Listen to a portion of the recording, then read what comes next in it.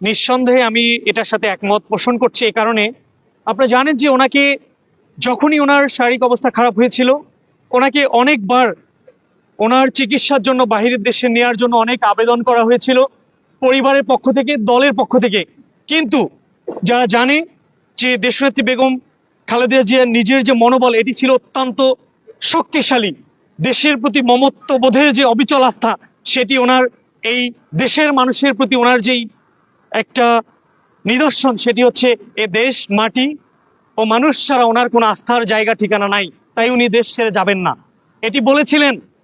ওনার এই আস্থাটাকে পতিত স্বৈরাচার শেখ হাসিনা মাফিয়া সরকার মনে করেছিল যে সত্যিকার অর্থে উনি যদি সুস্থ হয়ে যান, উনি যদি আবার এই দেশের মানুষের কাতারে এসে মানুষের অধিকার নিয়ে কথা বলেন, তাহলে উনি আবার জেগে উঠবেন এবং ওনার নেতৃত্ব, প্রধানমন্ত্রিত্ব হওয়ার দেশের মানুষের যে অধিকার, সেটি প্রতিষ্ঠা হবে।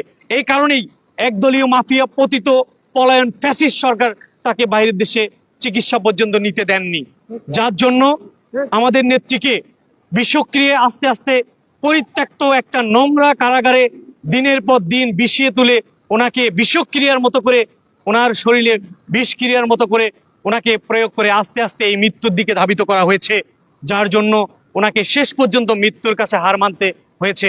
আমরা অবশ্যই আজকে আপনাদের এই সোশ্যাল মিডিয়ার মাধ্যমে আমাদের এই দেশনেত্রী মরহুমা বেগম খালেদা জিয়ার অবশ্যই আমরা যারা এই ঘটনার সাথে জড়িত ছিল, যারা তাকে চিকিৎসা নিতে দেয়নি, যারা তাকে তার যেই আইনি অধিকার ছিল, তার যেই কারারুদ্ধ অবস্থায় একজন নাগরিক হিসেবে যতটুকু প্রাপ্য ছিল সেটি তাকে কেন দেয়া হয়নি, কেন বাইরের দেশে চিকিৎসা করানো হয়নি, কেন তার এই মনোবলকে তারা পুঁজি করে আস্তে আস্তে বিষক্রিয়া মৃত্যুর মুখে ঠেলে দেওয়ার জন্য তারা এই ধরনের ব্যবস্থা গ্রহণ করলো।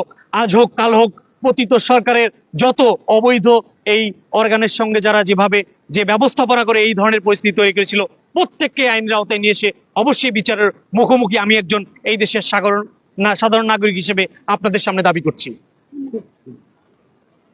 ধন্যবাদ।